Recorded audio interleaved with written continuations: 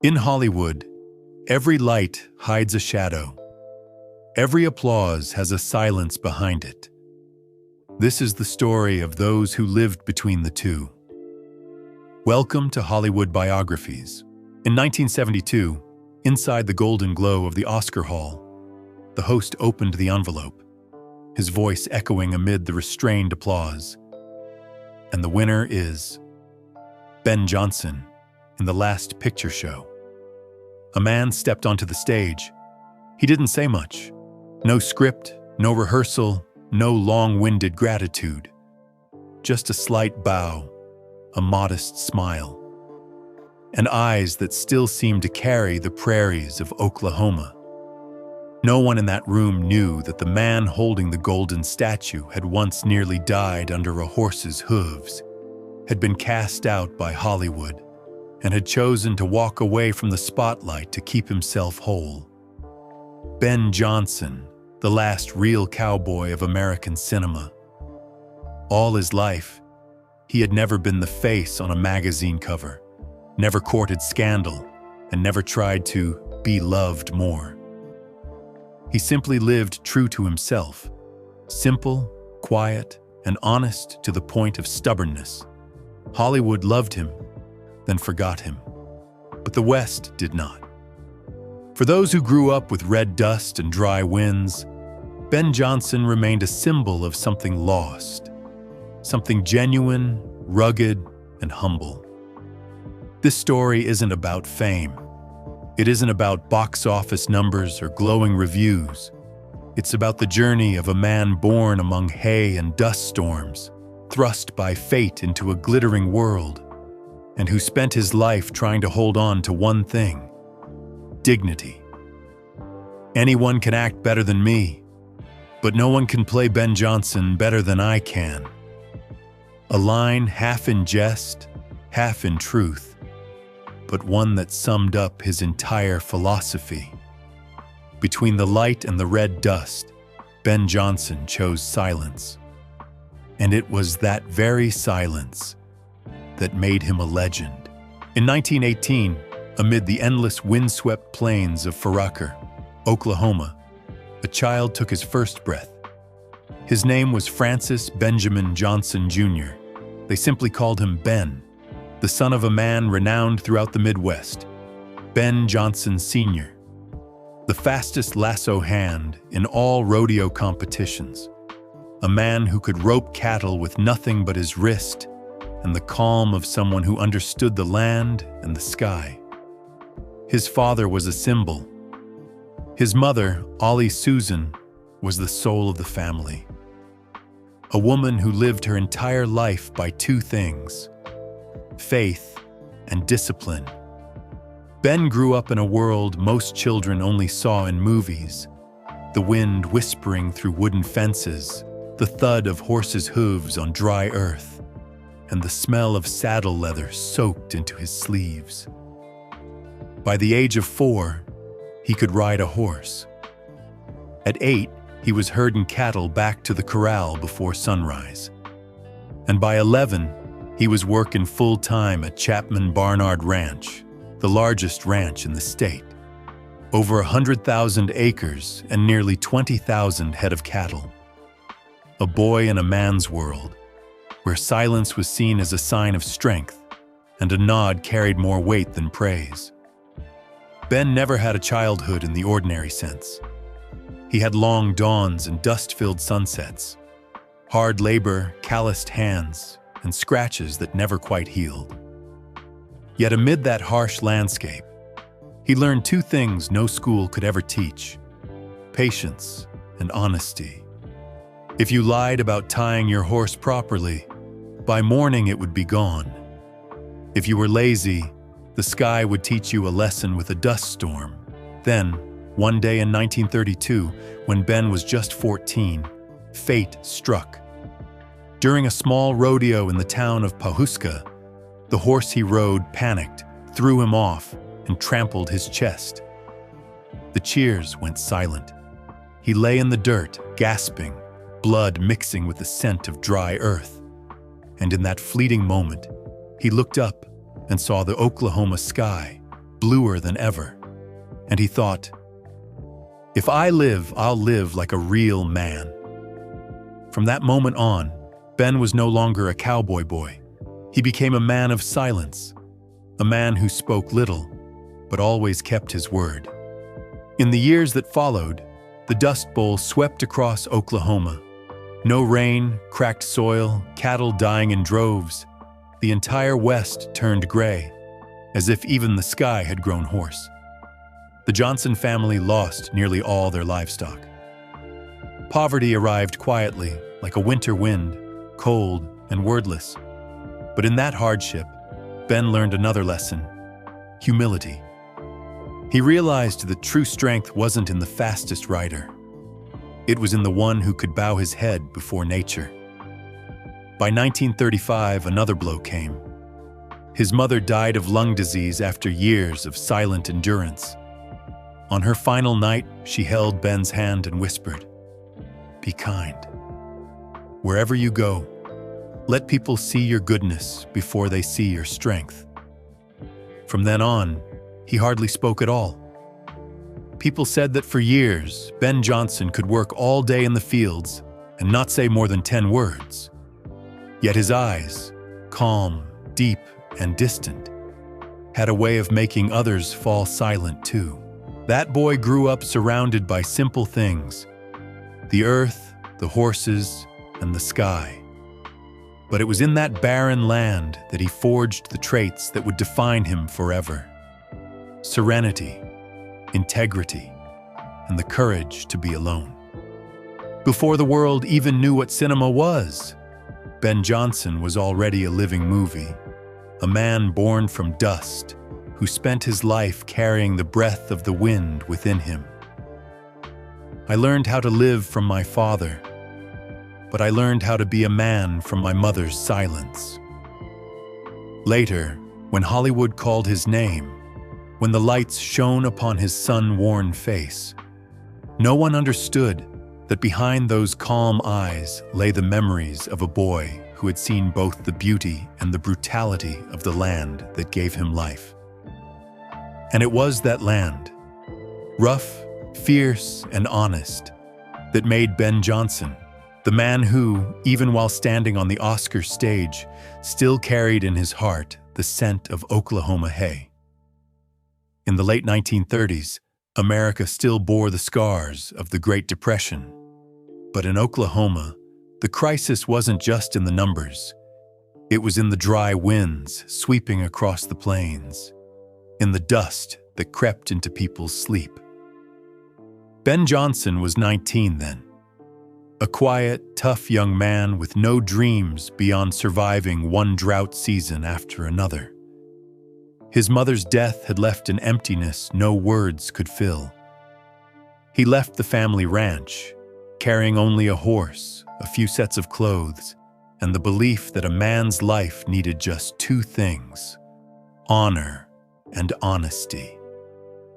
He worked wherever there were cattle to herd, horses to break, or rodeos to ride, from Texas to Kansas.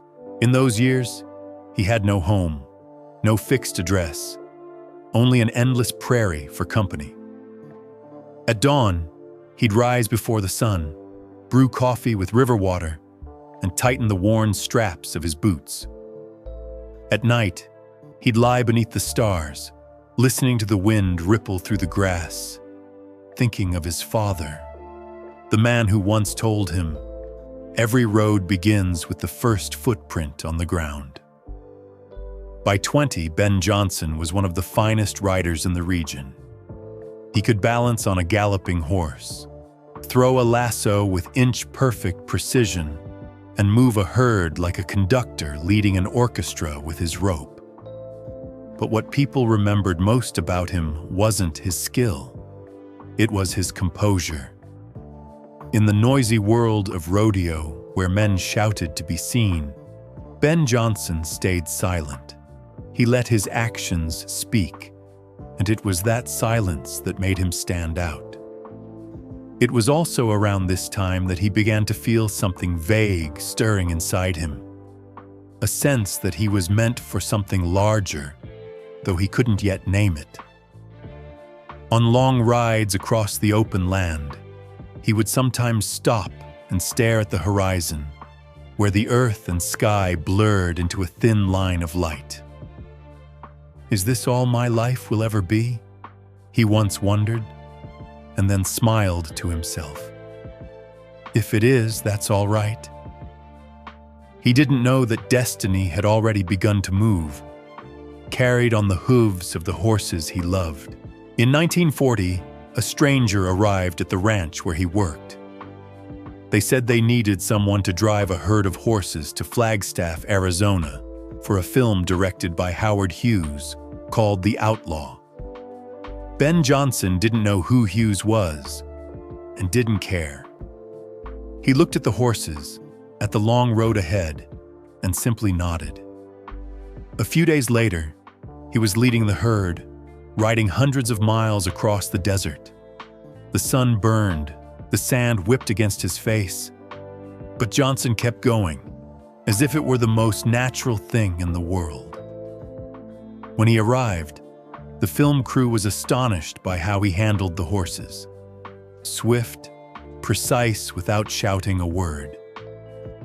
Howard Hughes, the eccentric and fabulously wealthy filmmaker, looked at the young cowboy and said, "You don't need to act. You are the movie." Within days, Hughes offered him a job in California.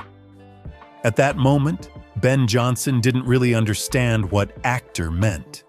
He only knew how to ride, rope, and work. But something in Hughes's eyes sparked his curiosity. Perhaps for the first time in his life, someone saw in him more than just a cowboy. He agreed. And so, from what seemed like a meaningless horse delivery, Ben Johnson stepped into a new chapter, where light replaced sunlight and camera lenses replaced the wind. He didn't know he was leaving the real West for another kind of West. One where men still carried guns, but the bullets were made of fame, deceit, and roles to play. On his last nights before leaving, he looked back over the Oklahoma plains, the land where his mother rested, where his father still played his horn each sunset. The wind carried the scent of earth and smoke. Like a farewell, he whispered softly, almost to himself, "Father, today I'll ride farther than ever before." And then he went, carrying boots dusted with red earth, an old hat, and a simple belief that no matter where he went, he would remain himself. The cowboy from Oklahoma didn't yet know that only a few years later, the name Ben Johnson would echo through Hollywood, and that his life would no longer belong to the open fields. When Ben Johnson set foot in California, he had no idea he'd just stepped into another world, a world of illusions. Before him were no longer endless plains or galloping horses, but wooden walls painted to look like deserts and cold cameras watching his every move.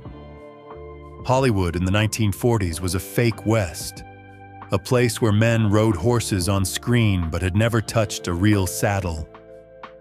Johnson started at the very bottom, tending horses, feeding them, then working as a stuntman. He rode in place of stars like John Wayne, Jimmy Stewart, Randolph Scott, and Gary Cooper, men who earned hundreds of times more than he did, yet didn't know how to throw a lasso. People joked, if John Wayne is the soul of the West, then Ben Johnson is its real legs. In those early years, his name appeared on no credits. His job was to show up and disappear, gallop across the frame, fall into a canyon, get shot, then get back up for the next take. But Johnson never complained. He liked doing what he knew best, riding horses, handling cattle, and keeping every scene running smoothly. Each time the camera passed over him, even for a few seconds, he was entirely himself. No acting, just being. Throughout the 1940s, Ben Johnson became a familiar face behind the scenes of nearly every Western, though no one knew his name. He learned to read scripts, to understand camera angles, and came to realize that acting, when done honestly, could be as real as horsemanship. He once said, "I never act to be believed. I just act so people forget I'm acting." Then, in 1948, fate came knocking again. While filming Fort Apache under legendary director John Ford, disaster struck. A wagon carrying 3 actors broke loose and careened toward a cliff. No one had time to react, except Ben Johnson. Without thinking, he charged after it on horseback, cut the reins, braked the wheels, and saved all 3 just before the wagon hit the rocks. On film, he was a stuntman. In real life, he was a hero. John Ford saw everything. Days later, he called Johnson over, tossed a contract on the table. 7 years, $5,000 a week, an impossible figure for a man who once earned $30 a month on a ranch. Ben read the first line, looked up, smiled. "I don't need to read the rest. I trust you." And he signed. From that moment, Ben Johnson officially became an actor, no longer the man who rode for others, but the man who rode for himself. In the years that followed, he starred in classics such as Three Godfathers, 1948, She Wore a Yellow Ribbon, 1949, Wagon Master, 1950, Rio Grande, 1950. Under John Ford's lens, he embodied the kind of Western man Hollywood had always sought. Quiet, steady, eyes that told stories, and a way of writing that silenced both the audience and the director. Ford once said, "Ben doesn't need lines. The moment he rides a horse, the scene is done." But as the spotlight found him, Ben began to feel out of place. He still wore his old Oklahoma shirts, still wiped down his own saddle after every scene. Around him, Hollywood buzzed with parties, liquor, and talk of money, fame, and who was bigger. He stood apart from all of it, like a stranger in his own movie.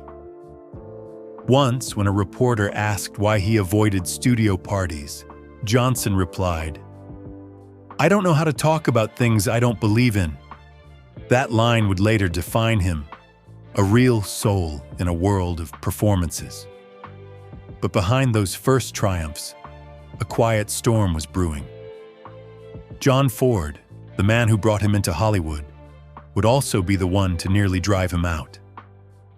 A small argument, an honest word, and the pride of 2 men, enough to turn the next decade of Ben Johnson's career into a long silence. But that is the story of the next chapter, when the light no longer shines on the hero, and what remains is the price of integrity. In the early 1950s, Ben Johnson seemed to be standing at the very peak of his career. He had just completed 3 films that would become known as John Ford's Western trilogy: She Wore a Yellow Ribbon, Wagon Master, and Rio Grande. Works that forever etched his image as the man on horseback in a storm. Quiet, steadfast, and unshakably real, much like the man himself. But in a world where every light carries its price, that glow was about to mark the beginning of a deep fracture in his life. On the set of She Wore a Yellow Ribbon, Ford saw something different in Ben. He didn't need to act, didn't need rehearsal.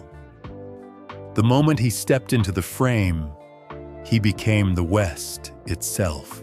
In one scene, riding through a staged thunderstorm, while others hesitated at the danger, Ben told Ford, "I was born to do this." He rode for real, without safety lines. The scene was filmed once, and that single take convinced Ford he had found the last real cowboy in American cinema.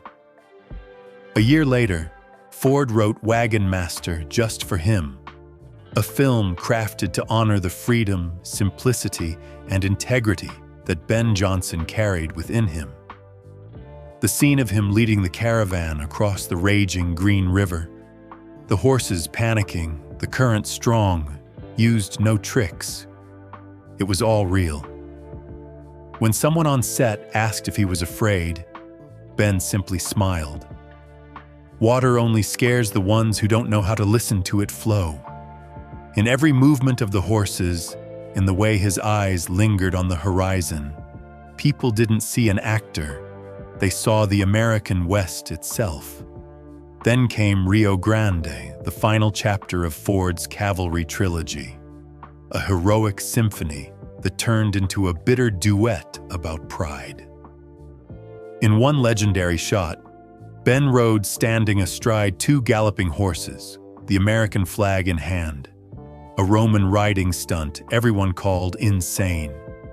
He did it once without a safety harness. That single take became legend. No one could repeat it. No one dared. Ford said nothing. The crew stood and applauded. Hollywood could manufacture anything except another Ben Jonson. But it was on that very set that the first crack appeared. Ford, infamous for his harsh temperament, often provoked actors to test their mettle. Ben, raised to believe silence was strength, endured it quietly until his pride was finally struck. When Ford crossed the line with one insult too many, Ben looked him in the eye and said softly but firmly, "Go to hell." The set fell silent. Ford stared at him, said nothing, and walked away. They finished the film, but from that day on, John Ford never hired Ben Jonson again. Not because he hated him, but because he wasn't used to being told he was wrong, especially by a man who meant every word. To Ford, it was defiance. To Jonson, it was self-respect. And so, from 1952 onward, Hollywood, the very place that had once welcomed him, quietly closed its doors. No offers, no roles, no contracts, only silence. Ben left California and returned to what he knew best, the rodeo. He stopped acting, stepped away from cameras, and went back to real horses, real dust, and real victories. In 1953, he became world champion team roper, the first man in history to be both a Hollywood star and a rodeo world champion. But to him, that win wasn't glory. It was proof.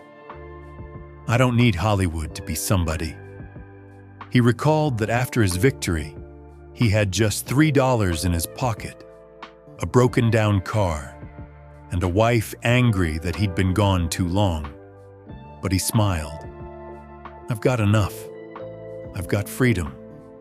In the years that followed, Ben Jonson lived like a nomad, traveling across the American South, competing in rodeos, sometimes returning to small film sets to train younger actors in horsemanship.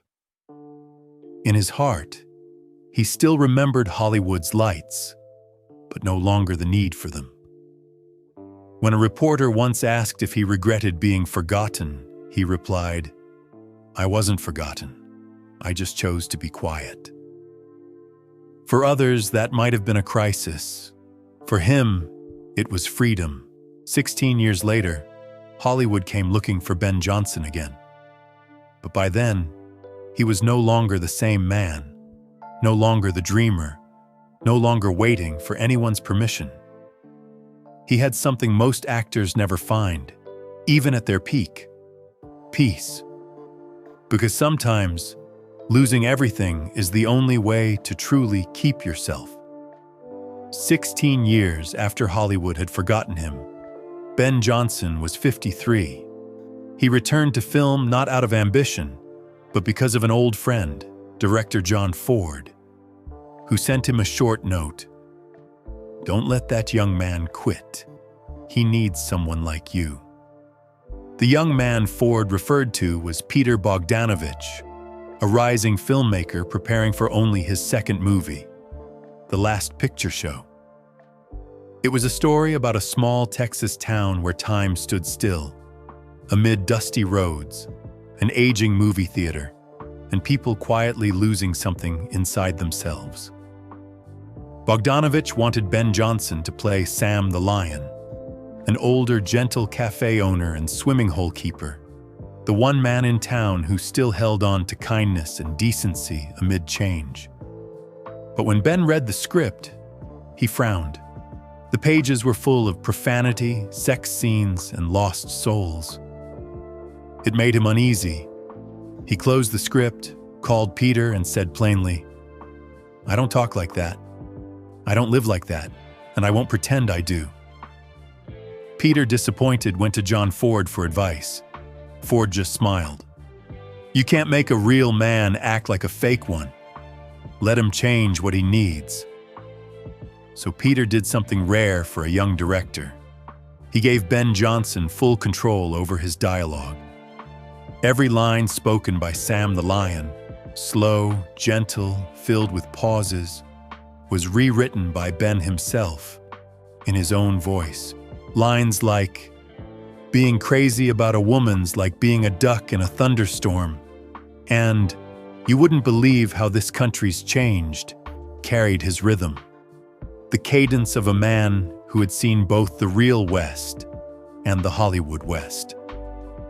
Behind the scenes, during the film's most famous lake monologue, where Sam sits by the water remembering the woman he once loved, Peter asked him to read the original script.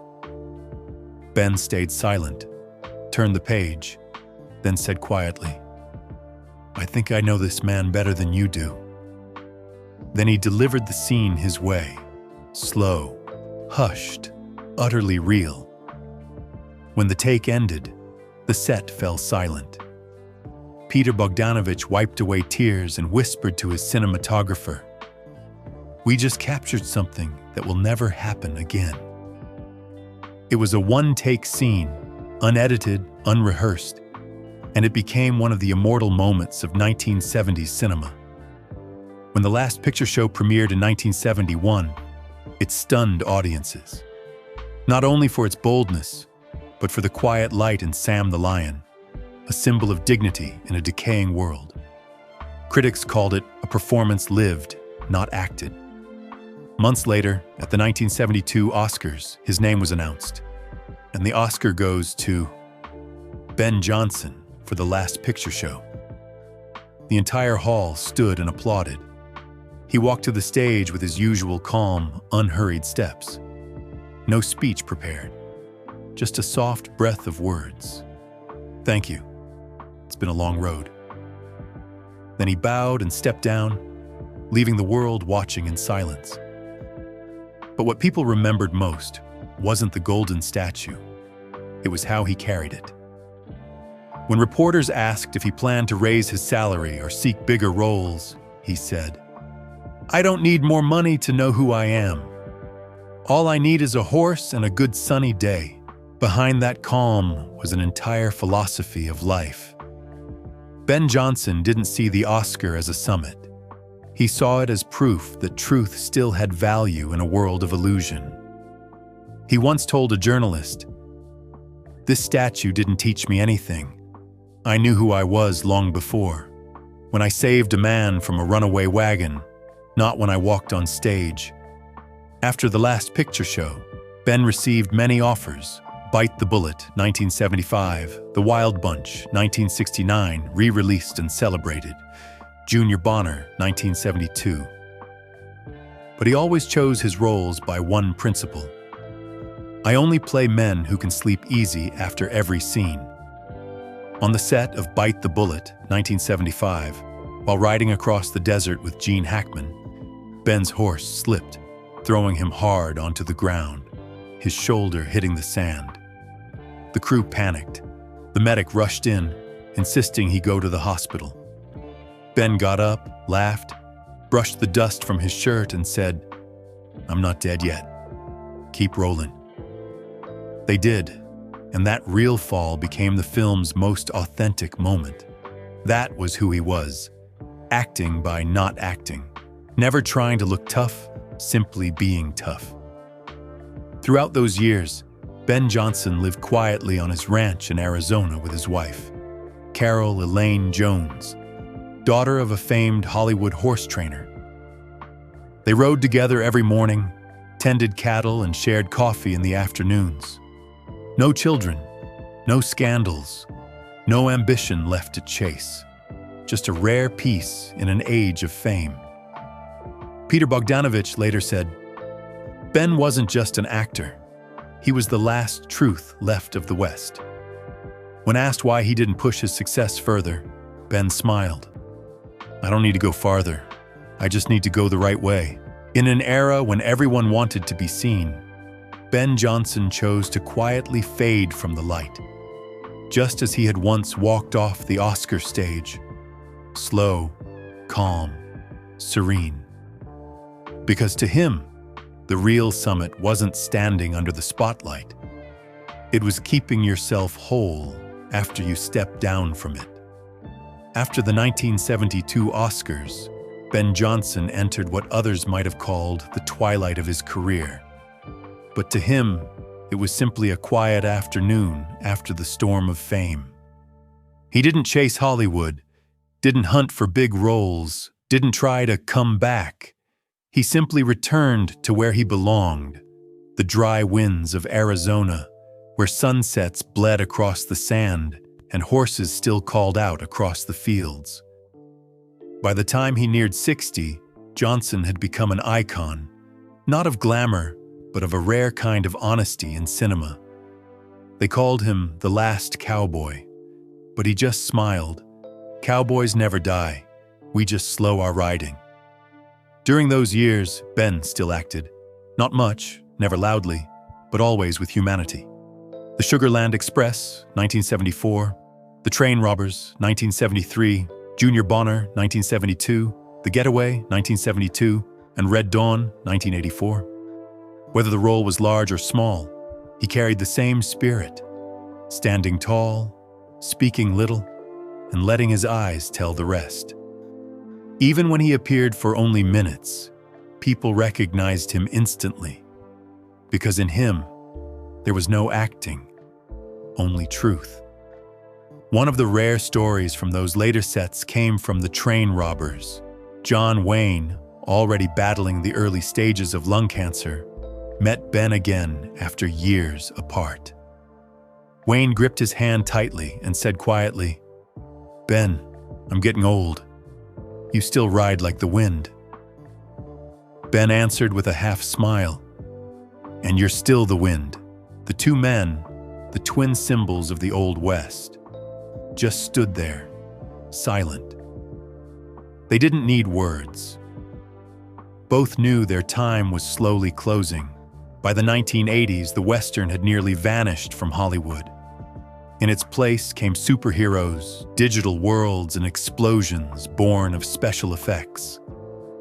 When asked about this new generation of cinema, Ben Johnson replied simply, "I don't hate what's new. I just miss what's old, when men rode real horses and trusted a handshake." He was offered parts in modern films, but turned them down. He didn't believe in scripts where men cursed for effect or died just to shock. "If I can't give the audience something good, I won't take their money." When not acting, Ben returned to the rodeo, not as a competitor, but as a mentor. He organized charity events for children, hospitals, and retired cowboys. The largest was the Ben Johnson Memorial Steer Roping, held every year in his hometown of Pawhuska, Oklahoma. Every dollar raised went to the Oklahoma Children's Hospital and medical research foundations. He said, "I used to ride horses to make a living. Now I ride for the kids who never got to choose their road."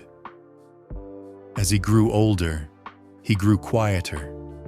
Each morning, he rose with the sun, brewed coffee, went to the stables, and walked the ranch beside his wife, Carol Elaine Jones, who had been with him for over 50 years. They had no children, but between them was a love as steady as the earth itself. In one rare interview, Carol said, "Ben never says I love you. He just brings my horse out every morning. And that's enough." In 1994, Carol passed away from heart disease. When friends came to visit, they found Ben sitting on the porch, gazing over the fields, holding his old cowboy hat. He didn't cry. He only said, "She went ahead. I'll meet her down the road." 2 years later, in April 1996, Ben Johnson traveled to Mesa, Arizona, to visit his mother, then 96. That morning, he called a friend, saying the weather was good and maybe he'd go see a rodeo. By noon, they found him in his hotel room. His heart had quietly stopped. He passed as softly as falling asleep at the age of 77. The news spread across America. No grand funeral, no long eulogy, only a small procession of cowboys riding slowly around the Pawhuska Cemetery, where he was buried beside his wife and parents. On his headstone, just a few words were engraved. Ben Johnson Jr., 1918-1996, cowboy, actor, gentleman. They say that on summer evenings, when the wind sweeps through the cemetery, the clink of saddles sounds like the echo of a life lived in truth. And somewhere across the Oklahoma plains, people still leave small coins on his grave. Tokens of gratitude for the man who taught them that integrity, too, is a kind of courage. Ben Johnson once said, "My religion is simple. I just try to live by the golden rule, treat others the way I'd want to be treated." And he kept that promise to the very end. No noise, no anger, no regret. Just a man on horseback, riding out of the frame, down the horizon where the day's last light meets the red dust of the west. After Ben Johnson passed away, Oklahoma fell silent for days. In Pawhuska, flags flew at half-mast, not for a movie star, but for a man of earth and wind. Those who knew him, directors, colleagues, young cowboys, all said the same thing. He never played Ben Johnson. He was Ben Johnson.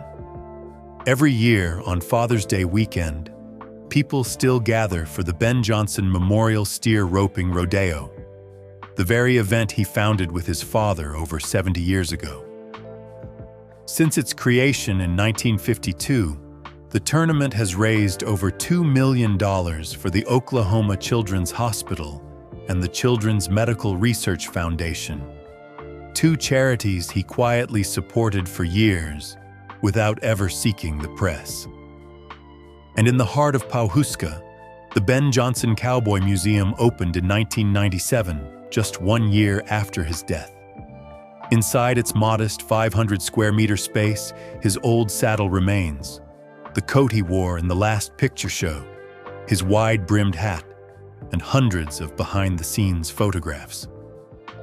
At the center stands a 3-meter bronze statue, Ben on horseback, eyes fixed on the horizon. Below it, engraved in bronze, are words he once spoke in a 1982 interview. "If I could be remembered, I'd just hope folks would say, he was honest and he was kind to everyone." Across 50 years in the industry, Ben Johnson appeared in more than 300 films and television shows, working with some of Hollywood's greatest: John Ford, Howard Hawks, Sam Peckinpah, Peter Bogdanovich. He remains one of the few in history to have been both a world champion rodeo cowboy, 1953, and a winner of the Oscar, BAFTA, and Golden Globe for the same performance, Sam the Lion, The Last Picture Show, 1971.